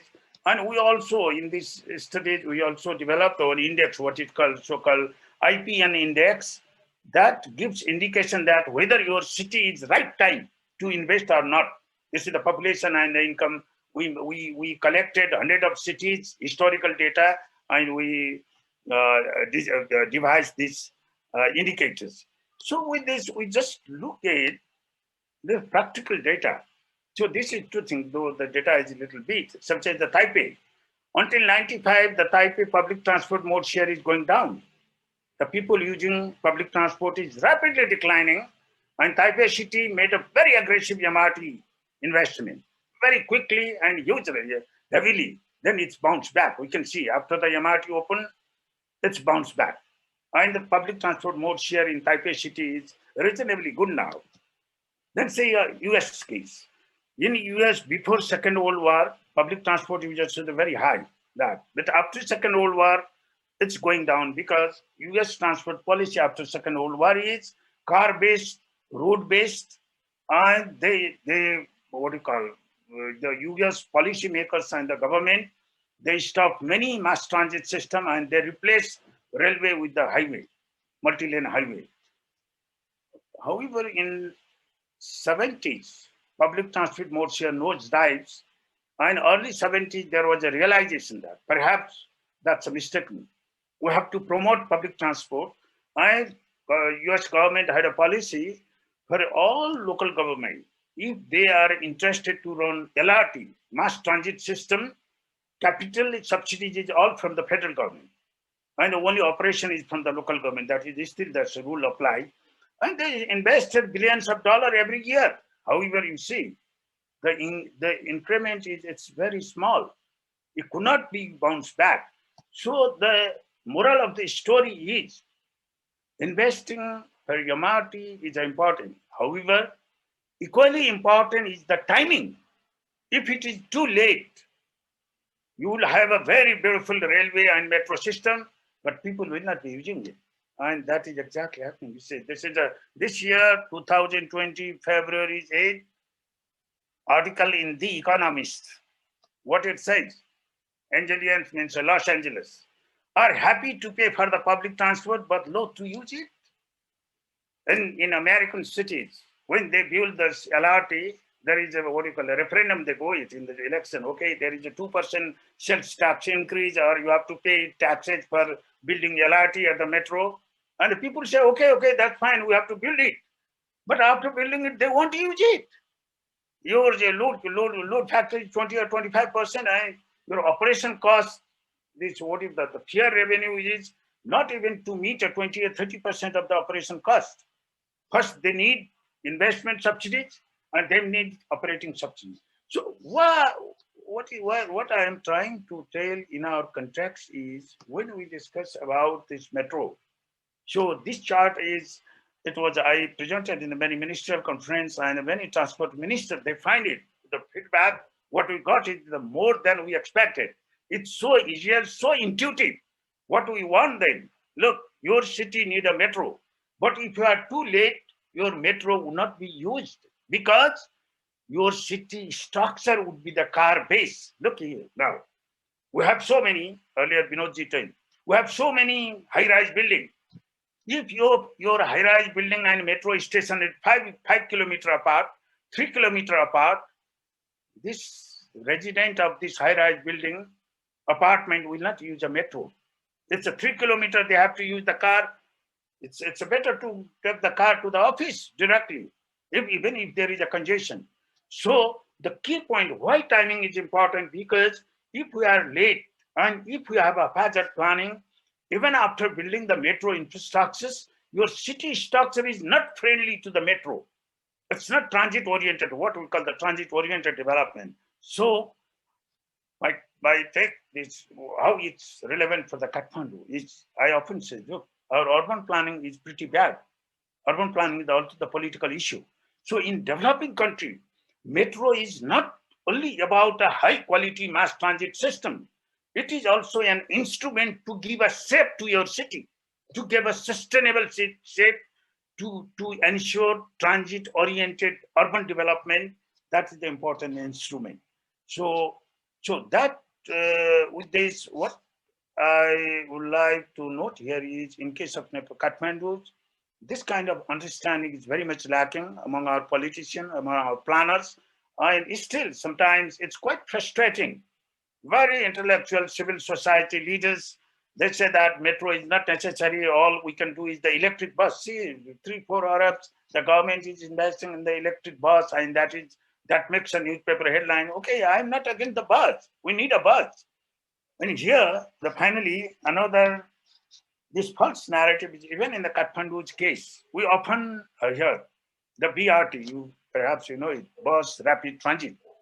In this book also, in this project also, we look at it very, very carefully. And our team's finding is that the BRT it's important. BRT can be the part of the bigger integrated urban transport system, but the way it is being marketed, it's hype and it's very much exaggerated. Its relevance is much exaggerated. Because I think I do have, look, the BRT most successful in the world is the Bogota BRT.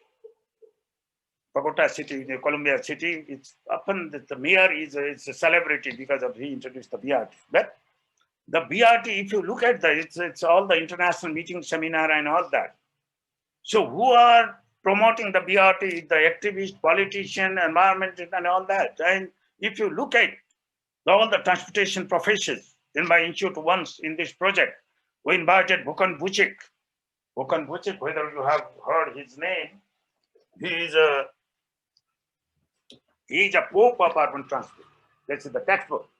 From the University of Pennsylvania, now he's, I think, about 90 years old. Bukan Vucic is a pope in transportation planning. And in one seminar, he said that, look, all those BRT, some of my students, These NGO, INGO, and the way they are speaking about the BRT is they are botching up transportation planning. What we should focus on the conventional bus system. Now we have a electronic fare collection system, signal priority system, bus lane, and those are the things. But the BRT is, what is the discussion is, the BRT can replace MRT. That is not true. And in many cities, even in the Bogota, just this year, the Bogota started the metro. So the point is that this is again the economist news. You see, the troubled Bogota Transmilenio, because this is the under capacity. If you introduce bus system with a city of 8 million or 3 lakh population, if you introduce a BRT in a #1 corridor, most heavily, that will be profitable. Because it is the overweight. You see, this is the real photograph. There is a report that people have to wait up to 40 minutes to get onto the bus because this corridor requires high capacity mass transit. High capacity means railway. In per hour per direction, a metro can transport 80,000, 1 lakh people per hour. And the difference is because, you know, for this kind of the discourses, when the BRT, when I engage them, most of them are sociologists, some of them are sociologists, some are geographers, some are economists, some are activists. And when I ask them, do you know what is the elasticity of crash load capacity? That means in urban transport, what matters is how much your system is flexible to take in the peak load, crowding. In railway, if your capacity, design capacity is 100 passengers, in the peak load time, you can take a 300 up to 250, 2.5 to 3. You see, in the Tokyo metro system, people push the people. And still people manage traveling. Why? Because it's steel to steel friction, very smooth, air condition, it's a punctual, they don't mind. So the bus it's a different. So those kind of the minor issue that matters between the bus and the railway. So anyway, this is what I try to mention here is because this BRT discussion, even in Kathmandu's case, the few years, our investment board, I had one meeting just before the budget. So they were against metro and they marketed, all we need in Kathmandu is the BRT. Still you'll find, even engineers, the promoting BRT, I asked them, we don't have simply the road wide enough to accommodate the BRT. That even in the ring road is doable, but even in the ring road there is a questions depending upon the capacity, the future capacity forecasting, whether BRT is appropriate or not, I cannot say. But in the other corridor, it's out of questions. So finally, what I would like to close my presentation, making this note that often people say that this metro is a deficit making, we cannot recover, that is the big, huge amount of money needed. This is the World Bank, this version. And this table I pull out from our book. Why some Western consultant, Western experts, academics, and even the World Bank saying so? Because in New York subway, 42% operation cost, not capital cost, need to be subsidized by the city. Your fare amount income is only 58% recovered. 42% is the city subsidies. London Underground, earlier it was deficit, but improved a lot, almost in the break-even, 95% cost recovery. Paris Metro, only 60%. Tokyo Metro, it's in a profit, 29%. It's recovered all the cost and 29% profit. Tokyo Subway, 15%. Seoul and both Seoul system are in deficit because Seoul fare is very low. It's not because of the ridership. And you see Hong Kong, 1.8, 80% it's a profit as compared with this operating cost. Singapore is in profit, and Delhi Metro is just a break even. It's a old data, now it's in the profit. So what we have to look at is, number one, what I would like to conclude this slide is, we should not, especially I would like to draw the attention of our economist friend, if you're anybody is economist background here, never expect this metro investment to be recovered by the fare. It is the social investment. We should not expect the capital cost recovery. That is nowhere in the world it is happening. nowhere in the world. So we can see in the Europe and the US, even the operation subsidy is hugely they are paying. But in Asian city, even in Kathmandu, my gut feeling is my, what you call, back of the envelope calculation is we can recover this operation cost. And one-time investment, it's a 2 billion, 3 billion, 4, $5 billion each. It's a social investment. It's a capital city. We have to look at it as a productivity and it's a social service, sustainability, and giving the shape, making the face of the capital city. So we need to think in a very broad and very rational way, not in a very narrow, profitable, what you call recovering all the cost investment and then that. So that is why I suggest the government people don't talk about so-called the PPP. Don't expect private sector putting money and make a profit. It's not like a cable car. So the basic investment government should take the burden, whether it's a local government or the central government, and rather we need to focus on engaging private sector in the outsourcing of the management contract, operation contract for the operation part. For the operation part, the private sector involvement we should seek, but the investment, initial investment, the government should take a burden. I think I did all that. Metro is necessary. The planning, investment, and there are some management issues. There is some knowledge deficit. We can bridge it up. It's doable, and we can come to the convergence. And most important, I would like again to draw all our technical colleagues, the engineers and planners, city planner, urban planners, to educate. It's important to educate our politicians, to educate our government agency people, to educate intellectual at large.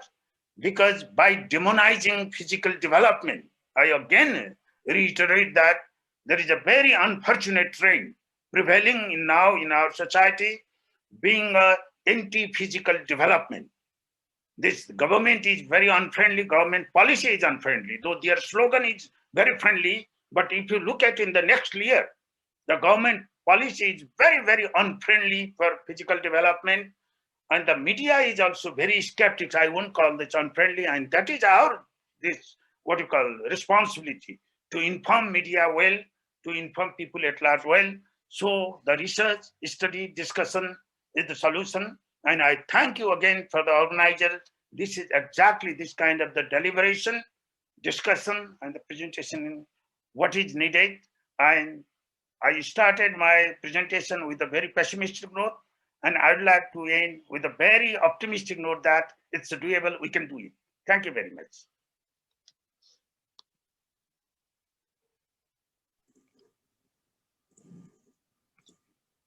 I'm done. Thank you, Suresh sir. That's the end of the presentation session, and we are now going to begin answering the questions submitted during today's presentation. As a reminder, you can still submit questions. And our first question is from Dr. Basanta Raj Adhikari. And I now would like to request Basanta sir to bring his questions to the floor. Basanta sir. Thank you. Am I audible? Yes, we can hear you. Yeah, there are two questions for two presenters, and very like to thank for a wonderful presentation for both presenters. The first question for Binodji is that, people are often talking about there is a, little bit 20 to 30 centimeter subsidence based on INSAR data due to the overdrafting of groundwater. So what would be the effect on this, proposed rail transit, and how can we mitigate the problem? And this is the first question for Binodji. And the second one for Suresh sir is that, people are often talking metro is not safe. We cannot construct safely in Kathmandu Valley.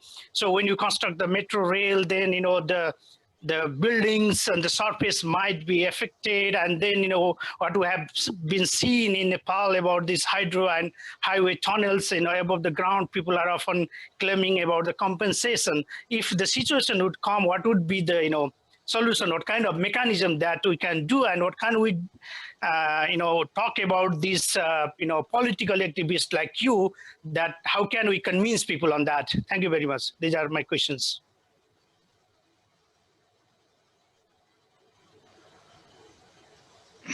Okay, shall I take the question? Regarding the drawdown settlement, right? The first question. Yes.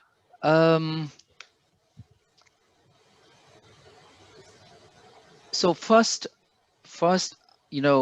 definitely there should be a kind of regulation on how we use groundwater. Like we cannot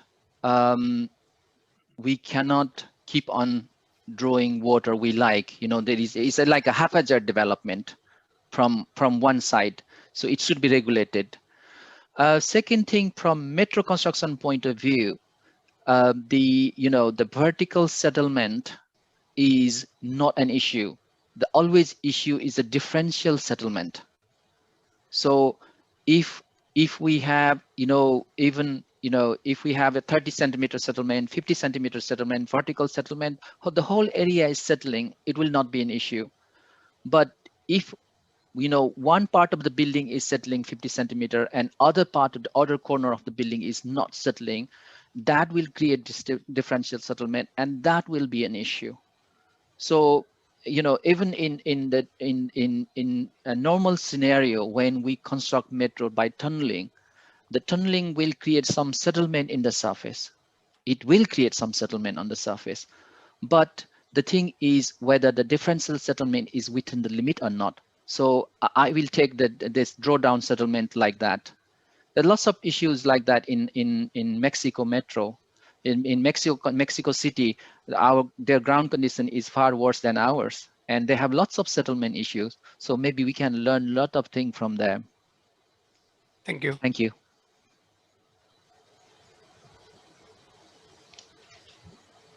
Basan sir, do you have any other questions for Suresh?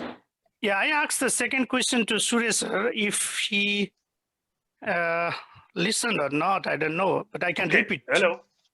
All right. Yes. All right. Should I answer? Yeah, please. Okay. Okay.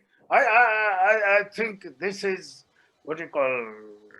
This is very technical issues, and it's doable. Of course, what I find is this skepticism among the people about the technical part is, I already noted it. It's because of our mistakes. What we have done here in Nepal is, you see, whether it's a metro or the airport or the tunnel or whatever, in infrastructures, the projects, there are different layers of this exercise and the issue. The first is the technical issues. The technical issue need to be addressed by technical discussion and technical analysis. That is, then comes the financial and economic, the social and environment, and finally the political. So the problem is we are mixing all together. So here, what I say is, sometimes I have been very much trolled in social media. I once commented that not all the questions are answerable. Not all questions worth an answer. The question itself should be sensible questions. So what I see here is we are trained as a civil engineers. So that my training has given me the enough strength. What I can say is, okay, there is some engineering issue, engineering problem, but from our gut feeling, we can say that from our expert in the engineers, there is a solution. There would be the solution. That much we can say. So when we say that the ground condition or what is it, the Bangkok soil condition is much more complicated, as Binodji already told. That is clear. Tokyo condition is much seismic hazards in the air. So every month, there is a big earthquake. It's very frequently this second. So the key point is what we should do, how we should convince general people is, look, there is an issue, but be sure that the most important thing is our government system and our project preparation approach. It should not be haphazard. It should not be incomplete, or it should be very serious, and it should follow the certain protocol. So what we can see here is even international consultant, when they are engaged in our DPR project preparation work, their work it's very incomplete and very unethical and unprofessional. I've done some of the DPR reports. The team leader and these engineers, they never visit the field site, just looking at the Google map and they plan it. So the point is here how we should take this skepticism as a positive in the sense that society is expecting from the engineering community a credible one. That is both things. That is a lesson for us and challenge also for us. If this continue pushing up all these things and the way, because what they see is, I told you already, say Kathmandu's road, all our project, how we are managing. So there is a genuine reason for this kind of skepticism, but we can address it. I think that's available. As Binodji already mentioned in his presentations also, there are so many different this engineering complicated the problem and also the solution he presented already. I think that is all I can say. Thank you. Thank you very much for a wonderful answer. Thank you, Prasan sir. Thank you, Surya sir, and thank you, Vinod sir. Similarly, we have next question from Sam Gimire, Principal Engineering Geologist at Argus, Sydney, and he has been working in the field of tunneling.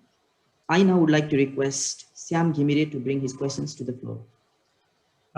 Good evening, good morning, good afternoon, wherever listening. This is Sam Gimire. I'm from Sydney.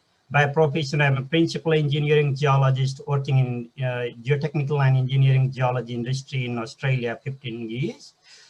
Basically, my experience and expertise, I'm a tunneling expertise and geotechnical investigation.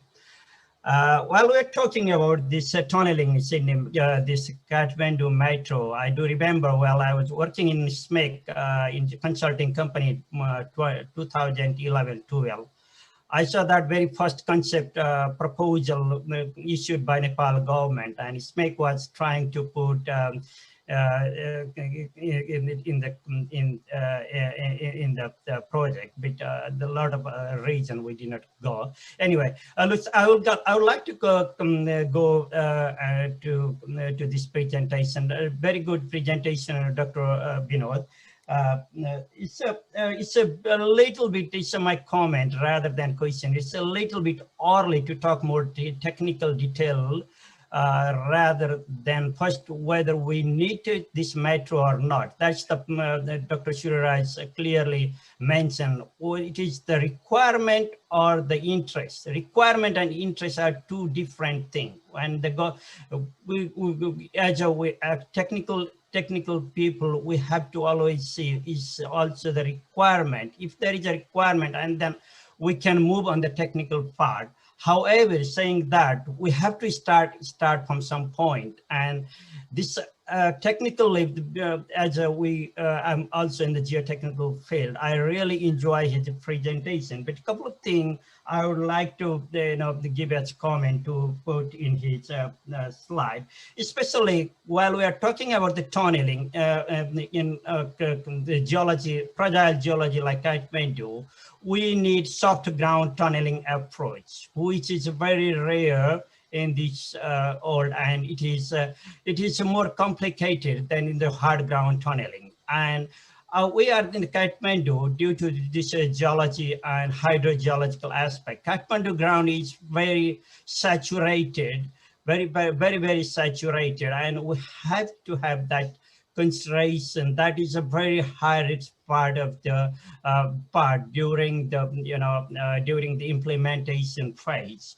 I would like to address Dr. Bashanta's question a little bit, share my experience. Actually, I was just I was working on big tunneling project, road tunneling project in Sydney. Actually, it's a road tunnel project about 10 kilometers, and we had some settlement issue, exactly which Dr. Bashanta was trying to ask. But the question and the answer is it's too early to say something because we don't have any information of the Kathmandu, especially geotechnical information. We don't have any database.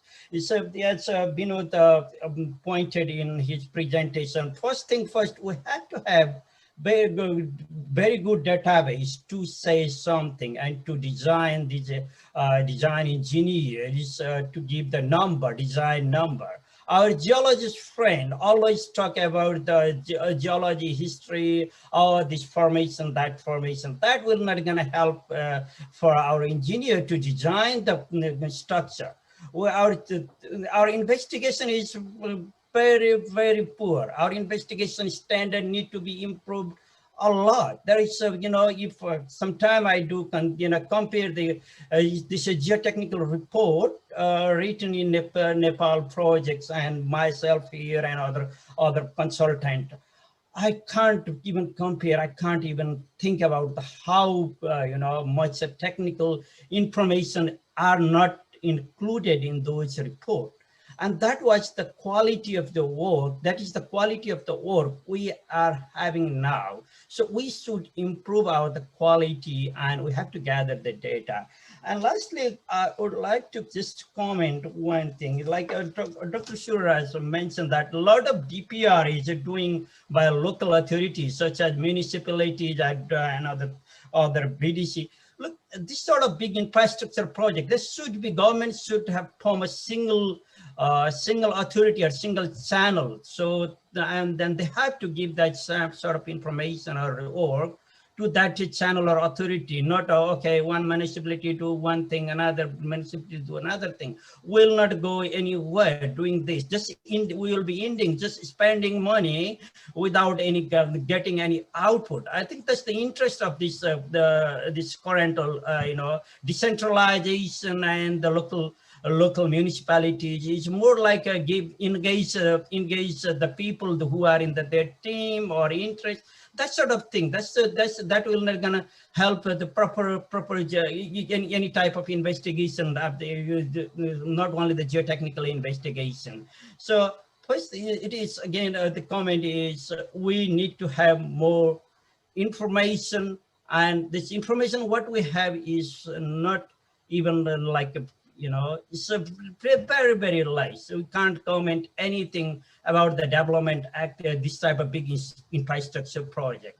And lastly, regarding this either elevated metro system or underground tunneling or an underground system, the current industry practice costing is somewhere $200 million US to $400 million US.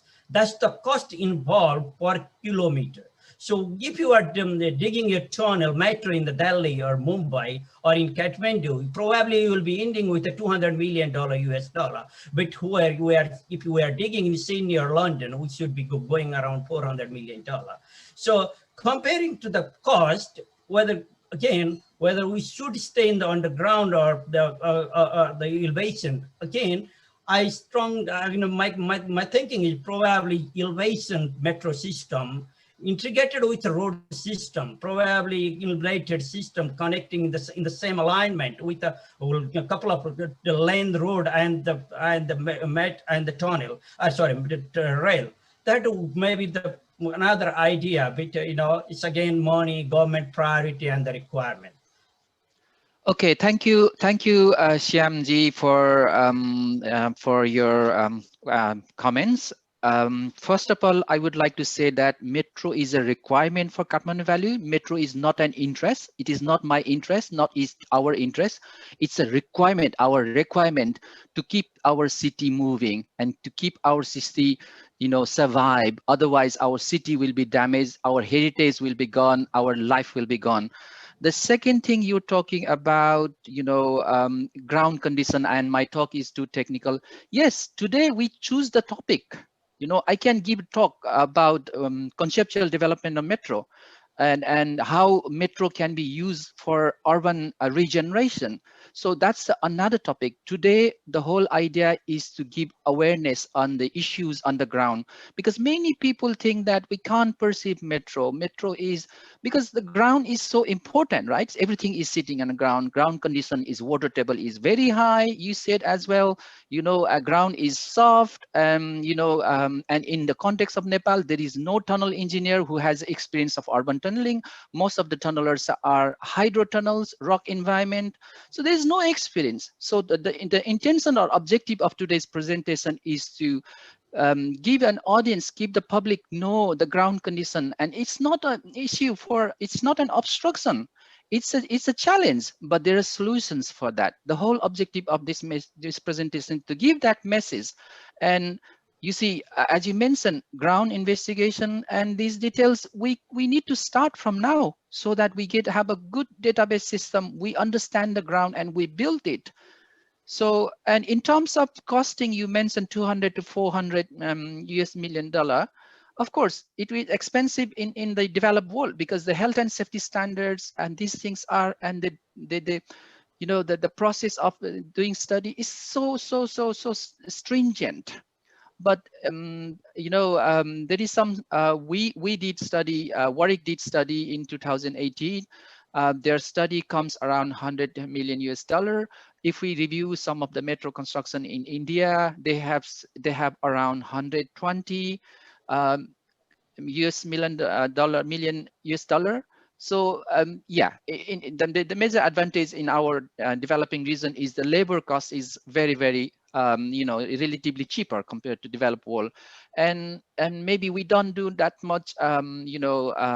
You see, and we are working for a high-speed rail in London. London to Birmingham connection. They have spent 10 years, 15 years investigating, doing things, and there's so many things. There was so much control in the process, and in our context, our health and safety standards, we don't have any standard, as Surya sir said. We don't know what we need to do, so so we need to raise voice on that. Okay, thank you. Thank you, Binod. Thank you, Binod sir. I request Surya sir for his concluding remarks to comment on today's webinar, or if you have any final keynotes to present.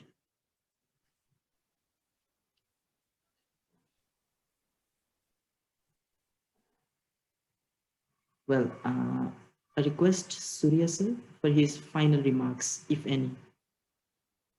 Oh, you're asking me? Yes. Oh, what about? Well, this is a final concluding remarks to present. Oh, okay. If you have any. Okay. Thank you very much. Well, we have a very long discussions. Let me first thank you, the organizers and all the participants, for your patience of this commentator, this asking the questions and making this discussion very lively and very relevant. Again, I would like to underscore that, as Binodji rightly pointed, I think today's discussion has added some value to this ongoing discussions of Kathmandu Metro, especially the Binodji's presentation on the ground condition, and as Basantaji raised, the many people from the media and the general people also, there is a growing skepticism that the Kathmandu is we are the earthquake vulnerable country and our ground condition is very weak, so on and so forth. So one of these take from today's discussion is, of course, there is an issue, there is a problem, the technical problem. So it's doable. We engineers community, especially our geotechnical friends, do have enough knowledge and confidence to find the solution. And this is not something to be worried about. And at the same time, we also reiterated that the metro it's not a choice, it's a compulsion. So with the city size of Kathmandu, without a metro, as our economy picks up and with the motorization and people's urban mobility intensified, that without providing reliable, safe, high quality urban mobility instrument, this capital city, it cannot function. And once the capital city cannot function as a center of the economic activity, administrative centers, and overall this society and livelihood, then there is something wrong with the overall nation's engine. So the Kathmandu Metro, it's not just a metro project. It's an important element of our nation building initiatives. So that is the message we have to convey collectively to our politicians, to our government agency, our bureaucrat friends, or even the engineers, as I noted earlier. Even among the engineering community, there is some degree of skepticism. Do we really need a metro in Kathmandu? Can we afford it? Can we manage it? Is it technically feasible? So those are relevant questions, but we should not be cynical. That being skeptical is good. Skepticism is always a process for the innovation. Skepticism pushes us to find out the innovative solution, but cynicism, this brings down us to the zero. So with this optimism and with this takeout, I would like to again thank you all, these participants, especially the organizers. I can see the organizing friends from young generation, at least I'm allowed to use this word because I see the young friends there. And I noted in my these presentations also. So now our young engineers, there is also one question. Let me take this opportunity to address this. One of the friends asked me how you see the role of the young engineers. I'm still teaching as a visiting faculty in Pulso campus. I always encourage the young engineers, my student, master student, when they attend my class, or they do the research, and when they discuss about the career development and that, I always suggest them be confident, and because our infrastructure development is a very important element of our nation building, and engineers should be at the core of the nation building, especially that is the case with the developing country.